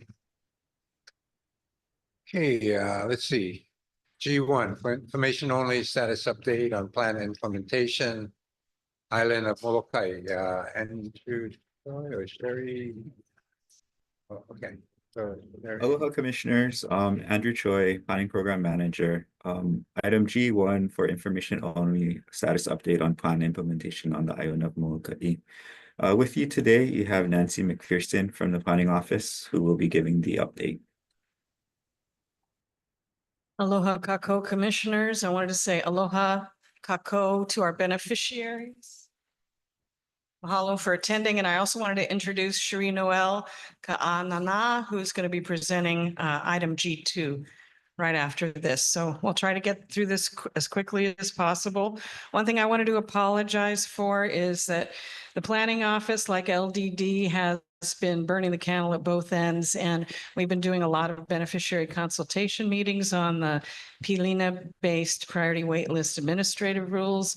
And so I apologize for you not being able to get a printed copy of this PowerPoint in time for this meeting. So we'll work on that. Okay, so our first slide here just describes the planning system, just to refamiliarize everyone with that, especially our beneficiaries. Next slide. Oh, and I also wanted to amend my submittal. I was referring to item E1, but obviously LDD has been extremely busy and their update is E4. So that needs to be corrected on the floor. Okay. So we have a Molokai Island plan. You want to click that again, and these are our lands on Molokai. This graphic hasn't been updated yet to show Malama Park, which is in Kaunakakai right by the wharf, but we do have several acres there, and you'll hear more about that in a minute. Next slide, please. So we do have some amendments to the Molokai Island plan, which we will be updating starting in late 2025. So the Molokai Island plan does not reflect these areas. They have been redesignated through Hawaiian Homes Commission action with what we call a land use designation amendment. And so an area, and this was triggered by a proposal to do windmills, renewable energy, and the community came forward, insisted that these areas were very important culturally and natural resource wise, and those were redesignated as special district. The community use area in Mo'omomi remains. Next slide. So this is, which was referred to earlier, the land exchange that happened. And so this had to do with the Department of Education and the high school. And so that area had to be reconfigured because the community use area was reduced. Next slide. Again, I mentioned that we got added to the inventory the land at Malama Cultural Park that came over from DLNR as part of the Act 14 settlement. And so we needed to designate it since it wasn't in the inventory when the Molokai Island Plan was done in 2005. So that was done with beneficiary consultation, and the commission approved a designation of special district, which means that additional planning needs to be done, and that resulted in the Malama Cultural Park Special Area Plan, which you'll hear a little more about that too in a minute. Okay, so these are our lands, our adjusted land totals by land use designation for the island of Molokai. Next slide. As was mentioned earlier, so these are, development priorities are set when the island plans are updated. And so these were done during acceleration in the 1980s. And it's important for the department to follow through with implementation. It's unfortunate it's taken this long, but thanks to this chairman, we're moving forward with these. And one of them is the Naiva agricultural homestead area. Next. Then we had two residential priorities in the 2005 plan.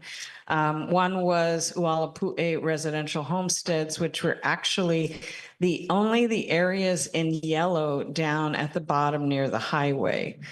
That has been refigured during the Ualapu'e Kuleana homestead process, but the island plan has not been amended yet to reflect that because there are still a number of steps that need to be gone through, including getting the administrative rules approved. And I think this will also be addressed during the Molokai Island Plan update.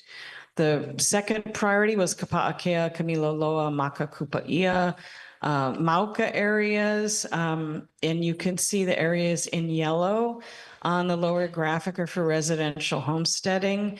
Again, we need infrastructure there, water and wastewater, electrical roads, but it does need to be a priority due to the need to respond to the possibility of having to relocate homesteads along the coastline. So long term, we're going to be reevaluating this during the Molokai Island Plan update. And next slide, please. Okay, we have a Molokai Regional Plan, and this was recently updated 2019 to 2020. It was approved by the Commission in 2020. Next slide, please. Okay, we have an admit thingy up there. Okay, so we have 5 priority projects in this regional plan. And let me pull, okay, there we go.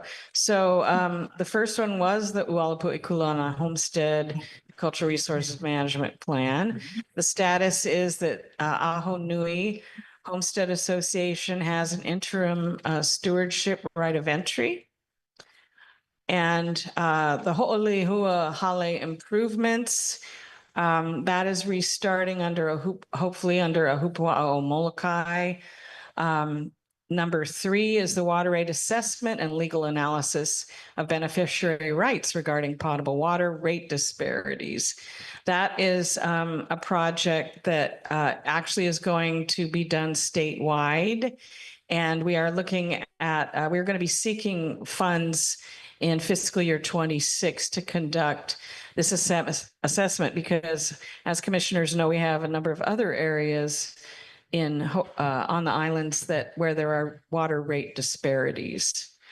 And we will hear in item G2 more about water and water rates. So number 4 is the shared farm equipment for ag lessees. That's Ho'opili Farmers Association. They're sort of reevaluating, revamping after their initial pilot project. And so we're going to be working with them to have them progress with their project. And then finally, number 5, road improvements. Heard from Brent Nakihei that Kalama'ula Homestead Association has completed this assessment for Kalama'ula and then began Ho'olehua and realized that there were some discrepancies trying to locate the roads, et cetera. And so I'm recommending that we get LDD, we get Robert Ng together with Brent and Kalama'ula Homestead Association to look at Ho'olehua. Because there's been survey work already done up there. So hopefully we can get everybody working together on that one. Okay, next slide. Just briefly to cover the Malama Park Cultural Park plan. That's the location down there next to the wharf. The other half of the site is County Park, and that's under another licensee. So kind of everybody needs to work together. The state and the county need to work together to improve the area. And it's actually under license. So go ahead and next slide. So the special district is there. You can see the county side. I believe the dark rectangle is the Meyer building. And then on the right, this is what was the outcome of the special area plan. And there were these kind of zones for canoe club activities. There's a wetland in blue. That's number 2. Number 3, we've got the Malama platform, which is a very significant cultural site tied to Kamehameha V. And community focused is going to be area 4 there in yellow. Next slide, please. Okay, so status is that Hui Ho'okahua Molokai was formed. It's actually a combination of all the coastal homestead associations here, and they applied to manage the park. There was a beneficiary consultation held in 2024 and a 30-day comment period. The beneficiary consultation report was brought to the commission and accepted in May 2024. And also the right of entry for due diligence was approved at the same meeting. So DHHL, we're going to continue to work with stakeholders, with Hui Ho'okahua Molokai, to develop a park management structure that meets the needs of all the beneficiaries in the greater Molokai community, because this is a very significant resource for the community. Okay, Kalaupapa update. Some of this you've seen before, but we continue to engage with beneficiaries. It's quite an effort to get down to Kalaupapa. So we are going to try to do that again in late May of this year with our beneficiary working group members to meet with beneficiaries who live and work in Kalaupapa to work together to frame some of the issues and kind of talk about what is the best way to engage with the greater Molokai community regarding the future of Kalaupapa. Next slide, please. So we do already have land use designations down there of special district conservation. And then top side at Pala'au State Park, there is special district and a small area for commercial. So those land use designations were approved by the Hawaiian Homes Commission. And so we, of course, will be taking another look at all of that during the Molokai Island plan update. But the idea being that our beneficiary consultations that are occurring now regarding Kalaupapa are going to feed into the island plan update as a supplemental beneficiary consultation. And there's no projects in the regional plan regarding Kalaupapa. The National Park Service also has a general management plan, and that was finalized in 2020. Next slide, please. So these are the agencies with Kuleana in Kalaupapa. And obviously there is quite a bit that goes on in just maintaining and managing the facilities and the infrastructure that are down there. So we do have quite a few agencies involved.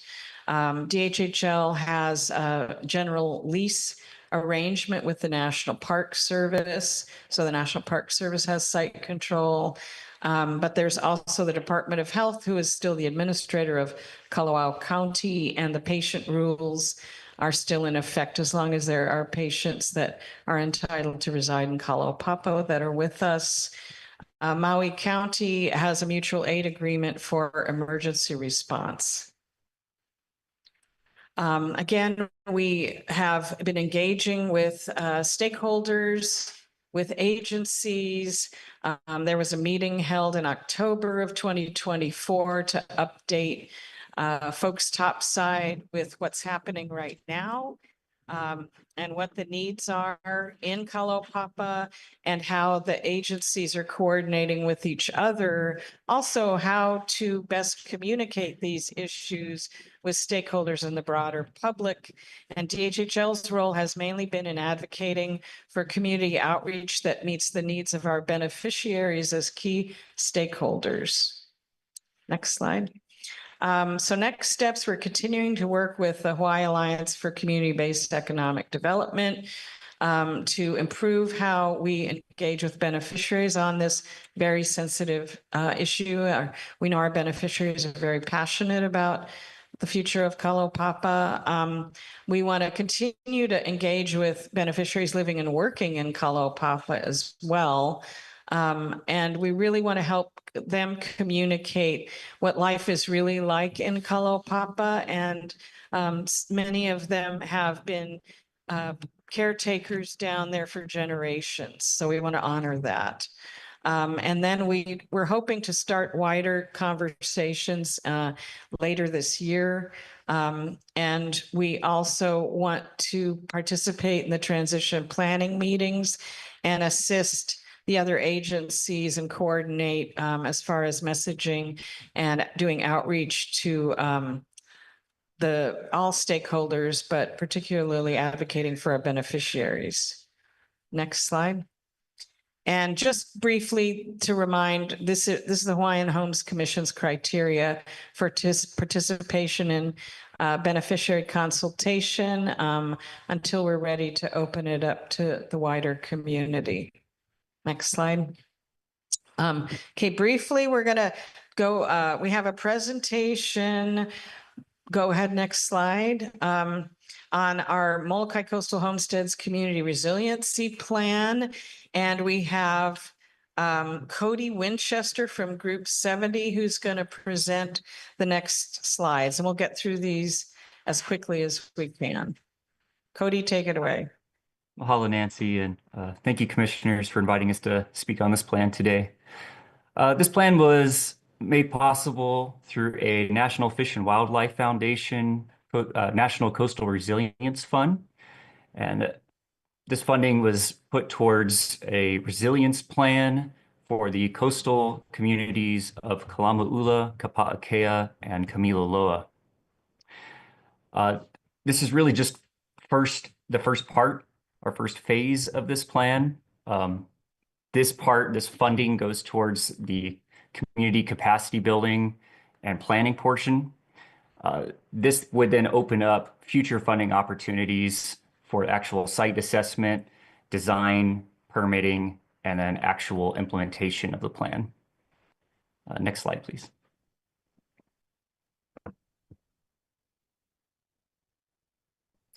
This plan is meant to build off of prior planning efforts, such as the 2022 South Molokai Shoreline Erosion Management Plan and the 2015 Coastal Resilience for DHL Communities Practicum Report.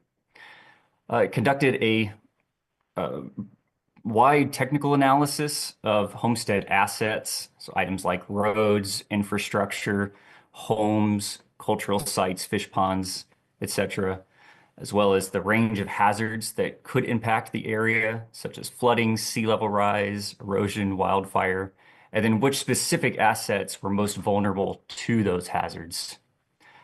Outreach for this plan included broad community engagement. We held multiple workshops with beneficiaries, with homestead leadership, one-on-one discussions. We also met with technical experts, and then we actually went on the site with the beneficiaries, with a number of huaka'i. Really, we thought it was important to walk the land with the beneficiaries and see it gain inspiration from the land itself. And the purpose or outcome of this plan is to identify 5 priority projects that could be implemented for each of the 3 homestead areas. So a total of 15 priority projects. Next slide, please.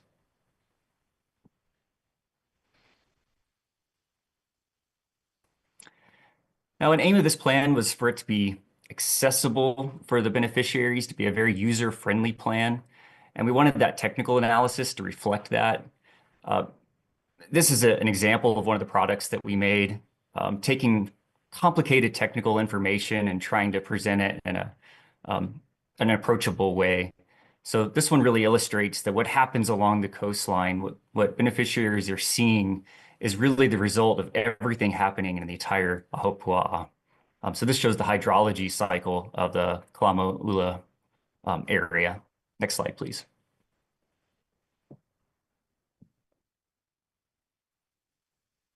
And again, this slide shows same information for Kapa'akea and Kamilaloa.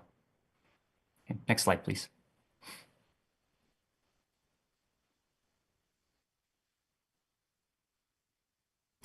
Another core component of this plan was to integrate traditional ecological knowledge. So we had extensive research and conversation with beneficiaries and cultural experts to identify key traditional land management practices that could be carried forward into the future today as part of this plan. So things to restore the entire Ahupua'a. Next slide, please.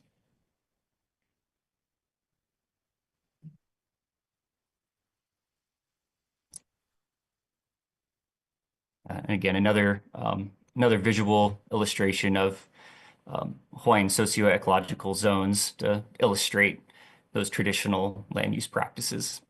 Next slide, please.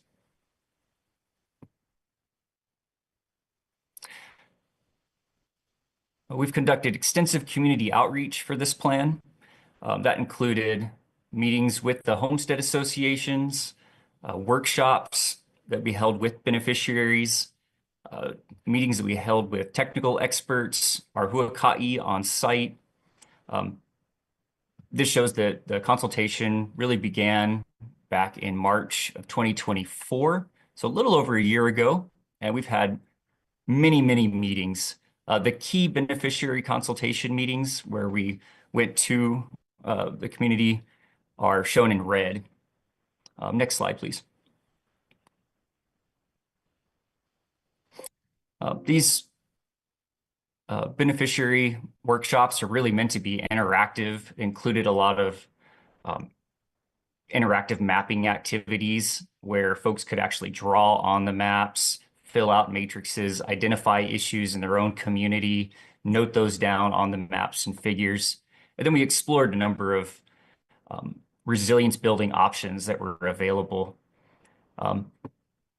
This brings us up to where we are today. We just held our 4th round of workshops earlier this month, and we're now working on the development of the draft plan. Next slide, please.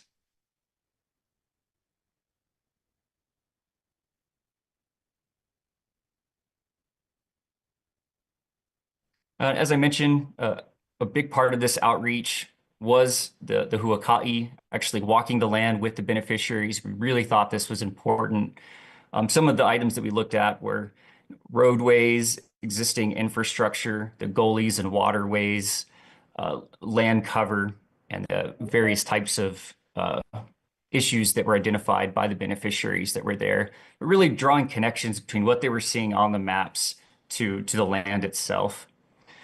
Through our technical experts, we learned about issues with past and future, or past and present land management, issues with invasive species like deer, past drought and wildfire conditions. Next slide. And really just absorbing and taking in the land. It was really powerful to see how the beneficiaries were responding to walking on the land and seeing these sites, just seeing the inspiration flow and coming up with really creative and innovative ideas to address the challenges that they've been observing. Next slide, please. As I mentioned, a core part of this plan was for it to be a very accessible plan, user-friendly for the beneficiaries. These are an example of some of the other products we've been working on. This is a conceptual illustration of a general ahapua'a in South Molokai. So mapping out what are the existing conditions that we're seeing on site. Next slide. Then through the consultation process, through our research, we started to map out what were the challenges that we've been seeing. And so beneficiaries could really see the impacts of the cumulative hazards that are impacting their homestead. Next slide.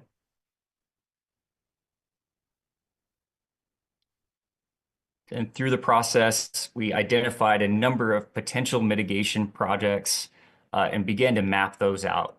So to make it really visual for folks, they could see what these potential projects could look like and the environmental and resilience benefits that it would have for their homestead areas. Next slide, please. So that brings us where we are today. Like I mentioned, we just completed our 4th round of workshops with beneficiaries. We're now taking that feedback and working on drafting the plan, which we expect to have completed in May or June. Then that would initiate a beneficiary review of the draft. We're going to open that up for a 30-day comment period in the summer. We're going to have one more workshop with beneficiaries where we can discuss that draft plan together. Beneficiaries can provide comments during that workshop, also opportunities to provide comments online, and we'll have hard copies of the draft plan at the district office with comment forms where they can send in hard copies, physical letters of their comments. We're going to take all that feedback and then finalize the plan throughout the summer and come back to HHC to present and approve the plan. Okay, thank you so much, everyone. Thank you, Cody. Can you just go back to the last slide real quickly, Michael? Okay, so we are doing a lot of different things to deal with community resilience. One of the things that we would like to get more involved with is wildfire mitigation as well, because it kind of all ties together: the drought, the wildfire, the flooding, the sedimentation, the erosion, impacts to the coastal areas. So we kind of have to have a holistic approach. So again, we're kind of doing work on all fronts and continuing to try to identify funding sources. We know the funding environment's gotten really challenging lately, so I think we're going to have to be very flexible, very innovative, and very creative. But we're committed to keep moving forward in partnership with our beneficiaries. They've been amazing and given us tons of knowledge and information. So we're really, really grateful for their participation. And we also want to address cesspool conversions too. So mahalo nui loa. Any questions? Okay, I guess Cora's got another question. Snackelberg. Mahalo, Chair. I actually got 2 areas I wanted to focus on. I think, Cody, if you don't mind putting up that slide of the ahapua'a. that river from mountain to the beach. I want to point out something to Chair and to our Commissioner Lesua. And then, so as you put that up, my question is to Nancy.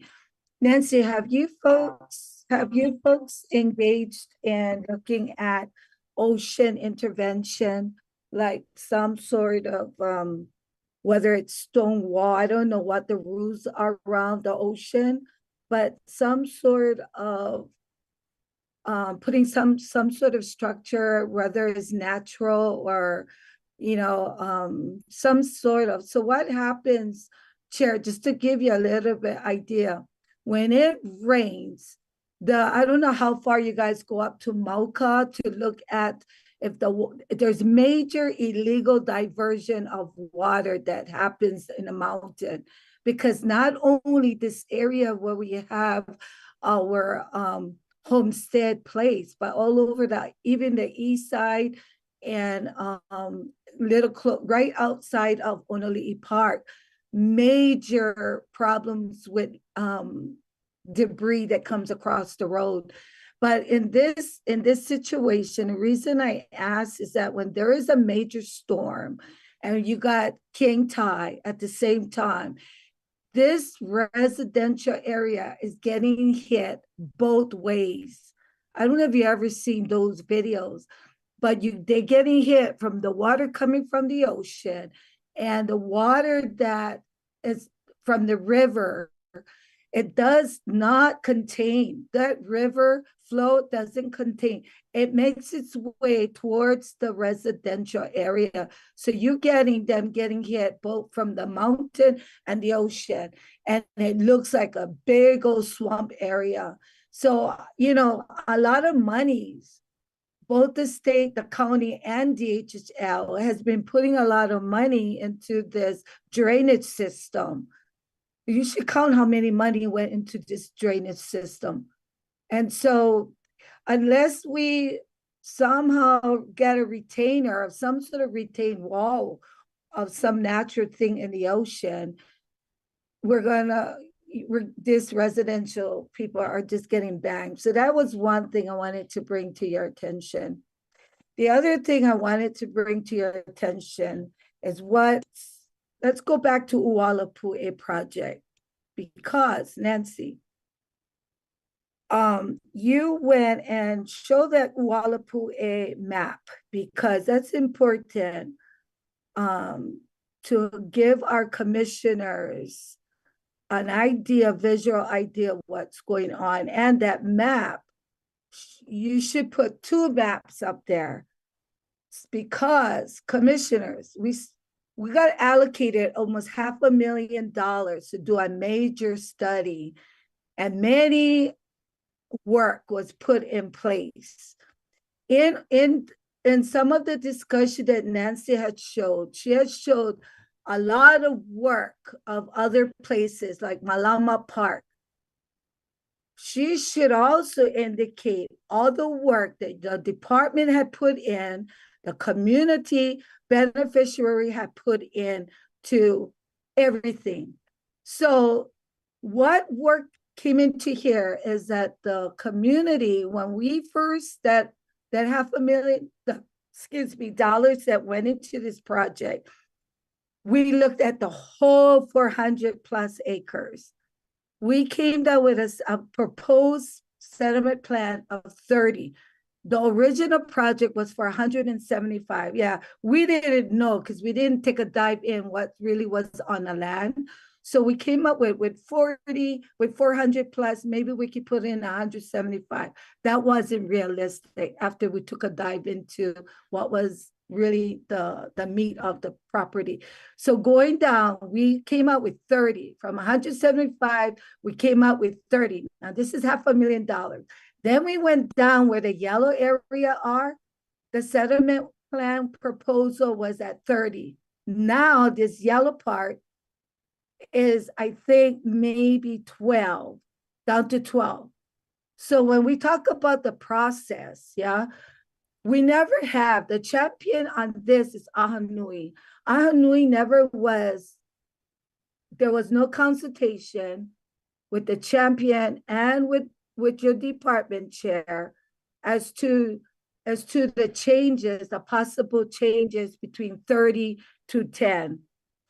Now, the reason I bring that up is because the original was 30, and for this project to go 10, and with the community designated area, what they did is shrink it. Now, all this might look like, Corey, what are you complaining for? Let me tell you why, what happened. The community played a big role, right, in this. So we had community, which not is on this pala that's been shown. What happened is the community said first we want only Molokai resident, because they didn't want anybody that didn't know about the culture of the island, because we didn't want the mountain look like Honolulu. That was one concern. The second concern was that we want only Molokai people, and that wasn't guaranteed.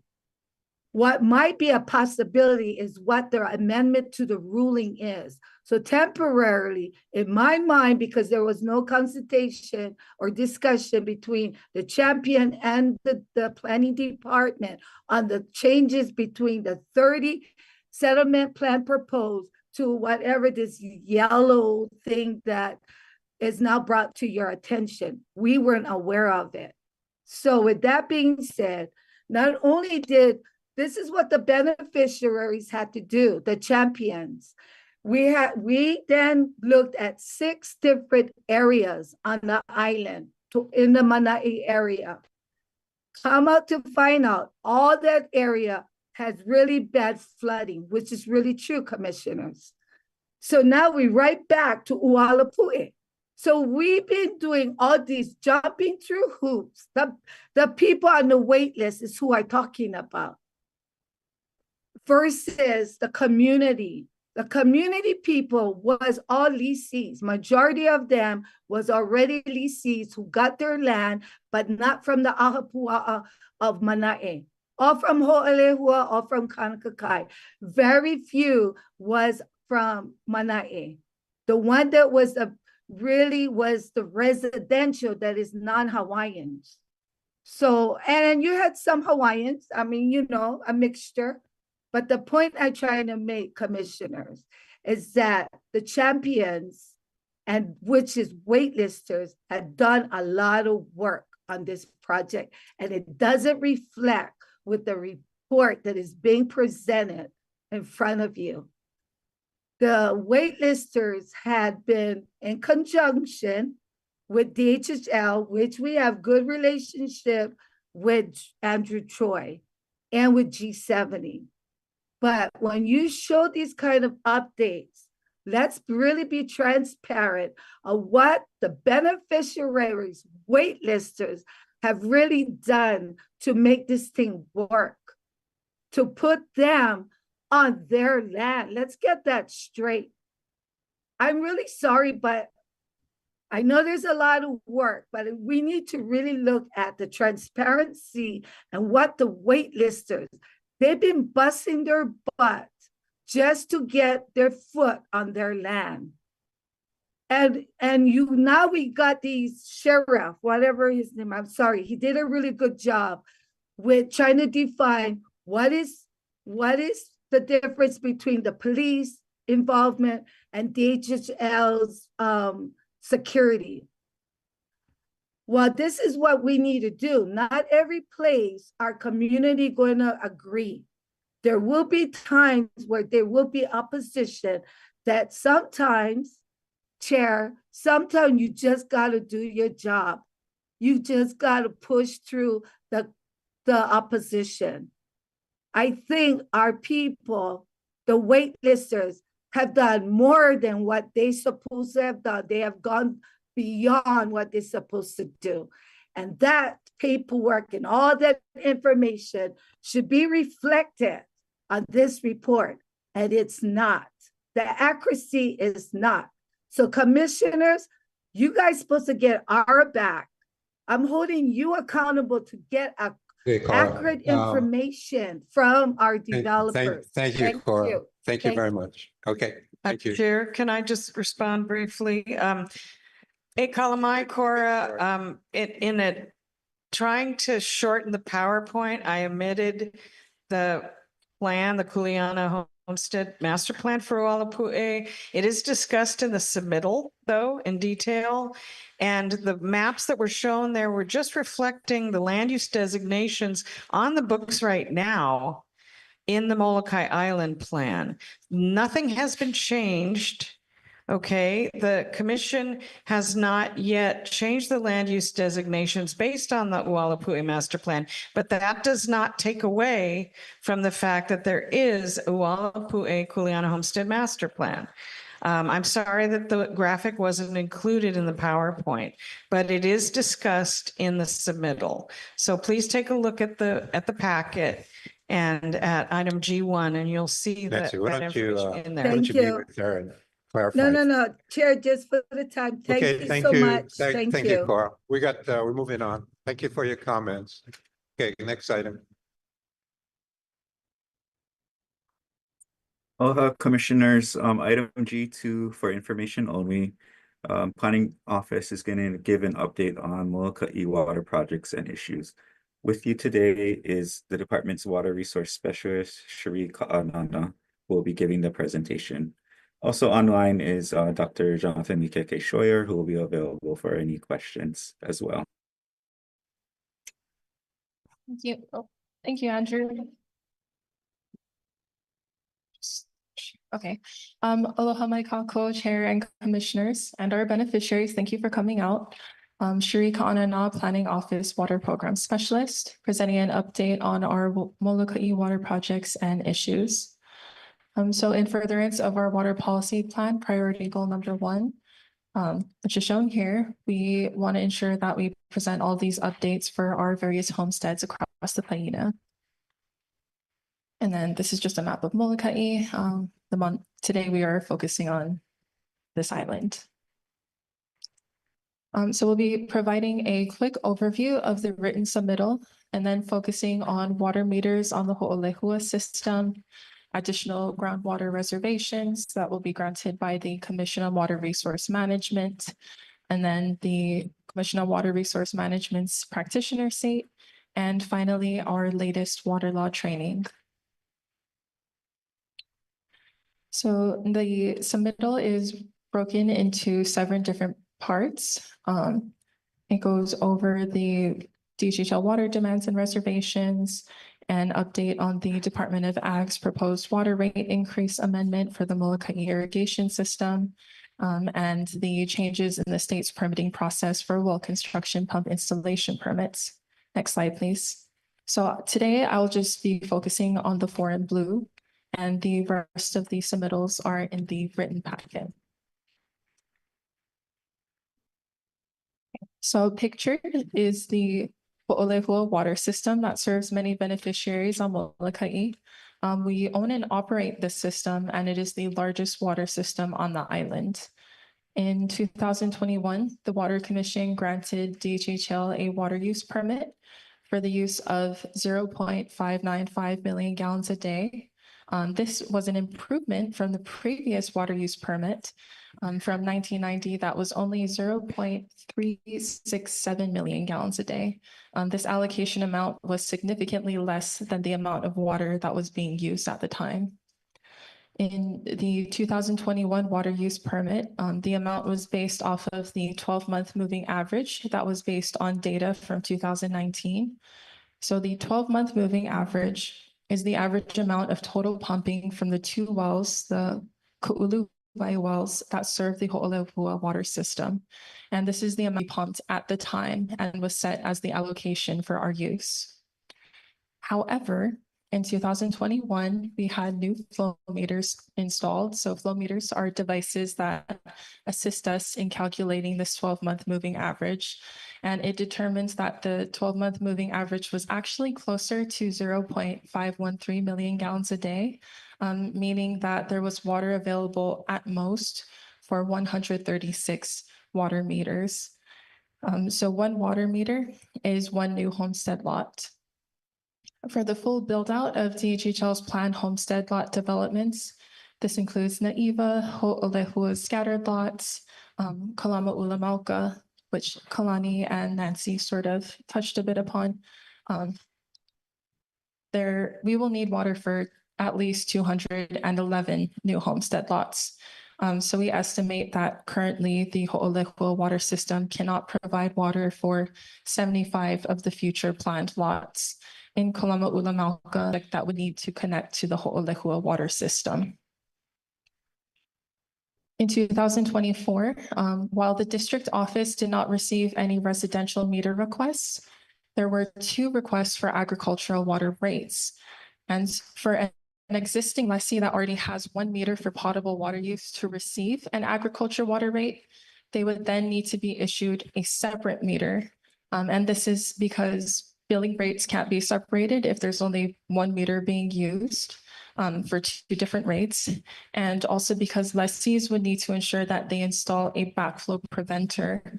This device prevents contamination of the system. And there's a greater possibility of this happening when water is used for agriculture versus residential purposes.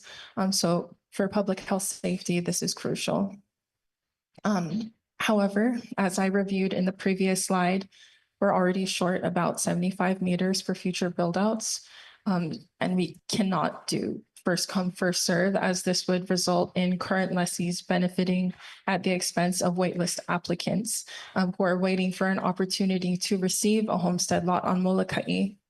So to address this, in 2022, the department developed the process for the allocation of water credits and water meters on water systems serving DHHL lands, also known as the water credits procedure. And this procedure standardized the prioritization for the allocation of water credits and water meters. It was created to ensure that the department is fulfilling our trust duties, which aligns with our goals in our water policy plan that was created with the assistance of our beneficiaries, specifically goal number 13, to methodically and consistently manage and allocate water credits. Therefore, any requests for new water meters must be done in compliance with the water credits procedure. A letter requesting an additional meter may be sent to the planning office. However, until we have sufficient water for existing commitments and excess, we will need to be critical in our decision making. Okay, so shifting to additional groundwater reservations by rule. Next slide, please. Thank you. When Maui County applied for a groundwater use permit number 1094, this triggered the water reservation process for DHHL. A reservation of water is a set aside of water that is not allocated by other users by the Water Commission. So it's a kapu of water for DHHL uses. In designated water management areas, parts of the state that are subject to higher levels of permitting scrutiny for surface or groundwater resources, the Water Commission sets these reservations by rulemaking. And this means that they must amend the Department of Land and Natural Resources Hawaii administrative rules. So as you can see, sorry, I'm waiting for the car to pass. So as you can see by the map on the screen, all of Molokai is designated as a water management area. So upon hearing of Maui County's groundwater use application, that has since been withdrawn. DHHL requested that a reservation for Ualapu'e be granted by the Water Commission. And the Water Commission asked if DHHL had any additional reservations so they can try to combine public hearings on rulemaking. CWRM staff has since met with DHHL staff and agreed to secure reservations for Kamiloloa, Kawela, and Pala'au. However, we have requested to defer Ualapu'e in order to have more time for community consultation on the land usage. So the Water Commission staff will let us know the next steps for this process.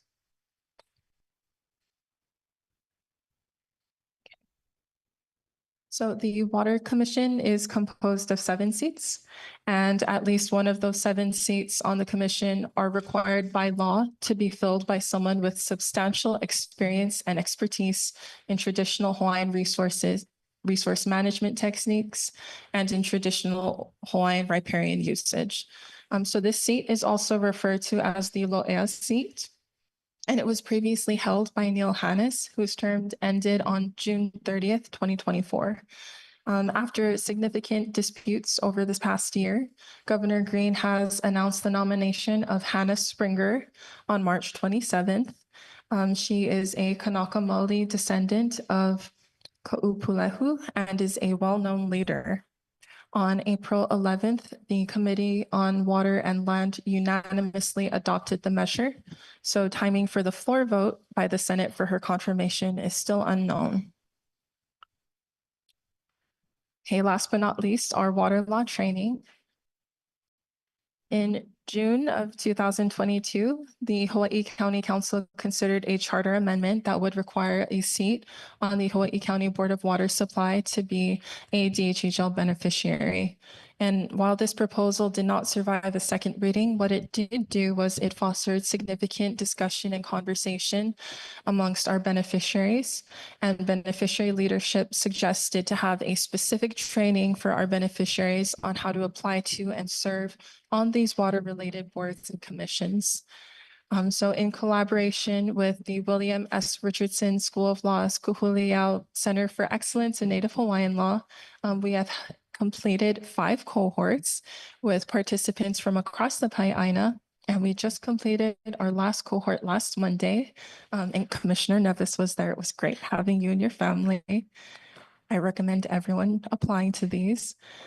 So cohort alumni have also been putting their training into action, both for the confirmation hearings in February and March for Dr. Jonathan Likeke Shoyer's seat on the Ahawaii Malihikina, and for Hannah Springer on the Water Commission. And a little Easter egg for our previous cohort alumni, Hannah Springer was actually a key member on the association Kapa'akai o Ka'aina, whose efforts directly led to the development of the Kapa'akai test. If folks are interested in the next training that will be taking place in fall of 2025, to scan the QR code on the screen or to talk with me after this to sign up for Kuhuliau's mailing list for updates and future educational opportunities. Thank you, and I'm available for any questions. Any questions? Commissioner Nevis? Yes, I had a chance to attend the Kuhuliau training. And I suggest that all the commissioners attend. I think it really understand what our rights are under law and how we should be malama our why for all of our areas. I actually attend my daughter and my grandson. So it's the first time they've had 3 generations of the same training. And it's important because, he's 15 years old and that's our next leader. So it's important to get them there.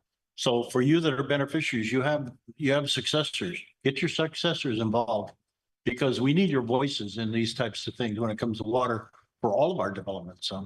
Mahalo for your presentation. Mahalo for allowing me to join that presentation as well. Thank you. Chair, Commissioner Lasua. I've attended that. I took the course already. So did, I think there were 4 of us from the Kalamula Homestead Association that took this course. So yeah, it's a good course and I think everybody should. So we're trying to advance more of our members to get involved with this. Okay, thank you. Thank you. Any other comments? Okay, if not, thank you very much. Thank you. Okay, we've come to the end of today's agenda. Tonight's DHHL community meeting starts at 6:30 p.m. Here. Tomorrow's agenda will begin at 9:30 a.m. We are recessed for the day.